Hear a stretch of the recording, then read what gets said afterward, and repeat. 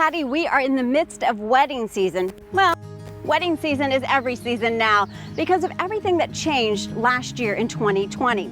In fact, I received a save the date card about 2019 for a wedding in 2020. Unfortunately, brides and grooms are having to go from save the date to change the date. We're at Mustard Seed, the venue just outside of Noblesville on State Road 32. Some brides too opting away from the traditional church wedding and getting a one-stop shop like it is here at Mustard Seed. The bride, the groom, get married in front of their guests right here outside. From here, the nice thing is you can transition into hors d'oeuvres and cocktail while maybe pictures are getting taken or the bride and groom are mingling with guests.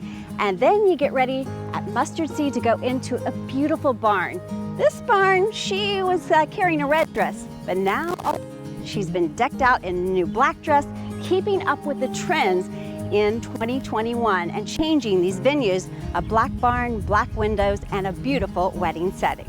The nice thing about a one-stop venue like the Mustard Seed here, you bring your guest from where the bridal and the party took place, the actual wedding ceremony, and you bring them over to a nice cocktail area like this one.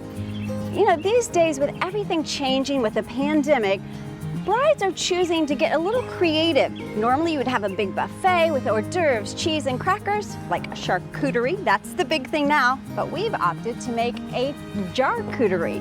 I've put all kinds of different options, refreshing fruit in here, cheese, salami, just makes for a perfect little one appetizer, one at a time for your guest. All right, here's the other big thing, signature cocktails. You don't always have to use alcohol in them, but a couple of recipes. This is the bride's choice. Blackberry with a little blackberry bubbly, keep it a little low-cal, a little tequila and some mint and simple syrup makes for the most refreshing signature drink for the bride.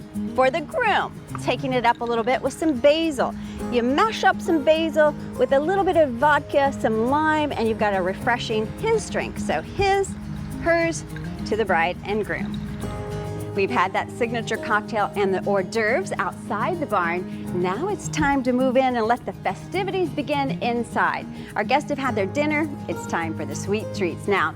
Some brides are opting for just a simple cake with some flowers on it, but you can also do a dessert bar, giving your guests some options like French macarons.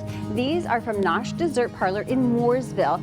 These are peach bourbon, all kinds of yummy flavors. Or you can opt for individual pies for your guests, whether it be a nice pumpkin pie or apple, cherry.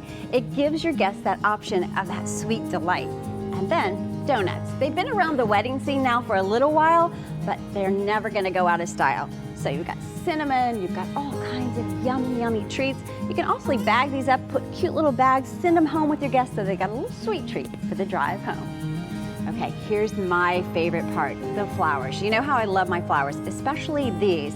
In 2021, we started making some different statements with some bright colored flowers, like hot pinks and oranges. But these pastels, they're still making a statement, especially Emily's, from Emily's Backyard Blooms. What I love about this is the bride's bouquet, but at the table, it suddenly becomes a beautiful centerpiece. Emily does some amazing weddings. In fact, she just did one at Wild Blackberry Farm. Look at this amazing bridal couple and all these unique flowers she put together. So a perfect day for the bride and groom with family and friends and ready to live happily ever after.